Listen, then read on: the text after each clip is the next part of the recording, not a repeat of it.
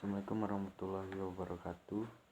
Perkenalkan, nama saya Diki Andevito Ramadan, NIM 44180027. Alhamdulillahirabbil alamin. Arsala Rasulullah bil huda wa dinil haq yudhirahu ala dini kulli walau karihal musyrikun.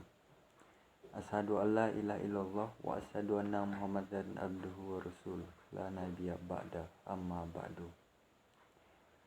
Al Qur'anul Karim. A'udzubillahi minasyaitonir rajim. Bismillahirrahmanirrahim. Ya ayyuhallazina amanu taqullaha haqqa tuqatih wa la tamutunna illa wa antum muslimun. Shadaqallahul azim. Baiklah, kita kirimkan salawat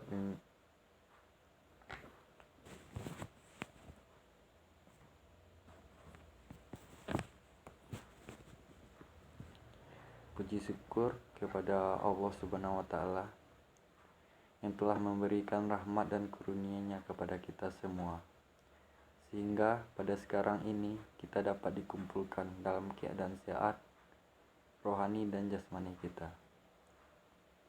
Dan tak lupa pula kita kirimkan salawat bimbingan salam kepada Nabi besar Muhammad Sallallahu Alaihi Wasallam. Baiklah, saya tidak akan memanjangkan kata mukadimah, langsung saja. Yang hadirin yang dirahmati Allah, pada kesempatan yang berbahagia ini saya akan menyampaikan kultum tentang ikhlas. Mungkin semua orang telah tahu apa yang namanya ikhlas. Sering orang yang mengartikan ikhlas dengan melakukan sesuatu tanpa mengharapkan imbalan apa-apa. Baik, dalam agama kita, ikhlas adalah melakukan sesuatu karena Allah Subhanahu wa taala. Ikhlas sendiri mempunyai terdapat dalam praktek-praktek kehidupan kita sehari-hari.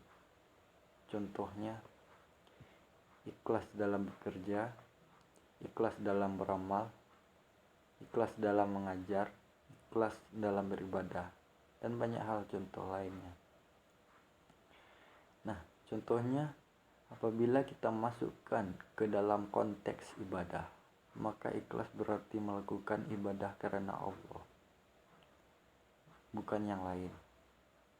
Bukan karena ingin dipuji, bukan karena ingin terlihat soleh, tapi benar-benar semata hanya Allah Subhanahu wa taala.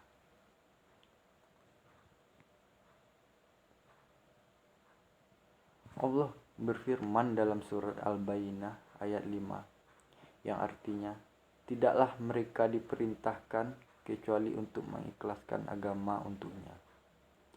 Baik, ayat ini menerangkan pada kita tentang ikhlas dalam beragama.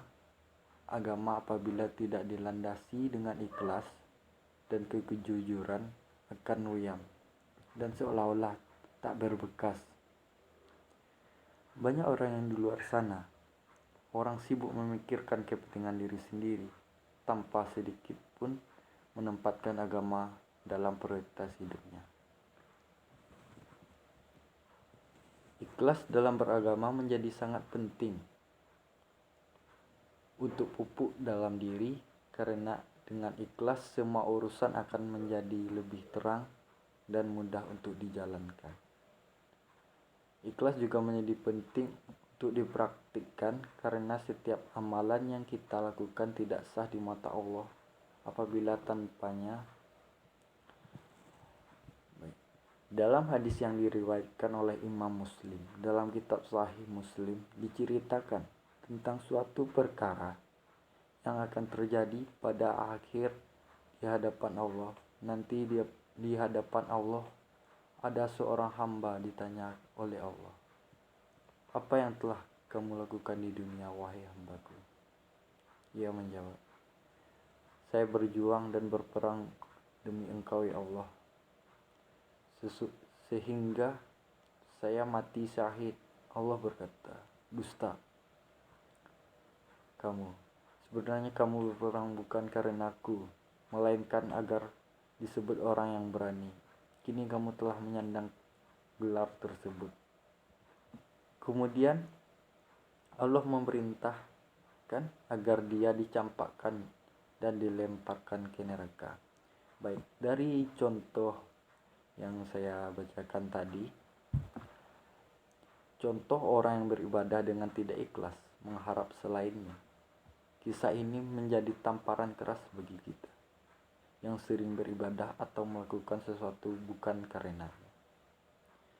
Semoga kita termasuk orang-orang yang Allah lindungi dari hal-hal seperti itu. Amin.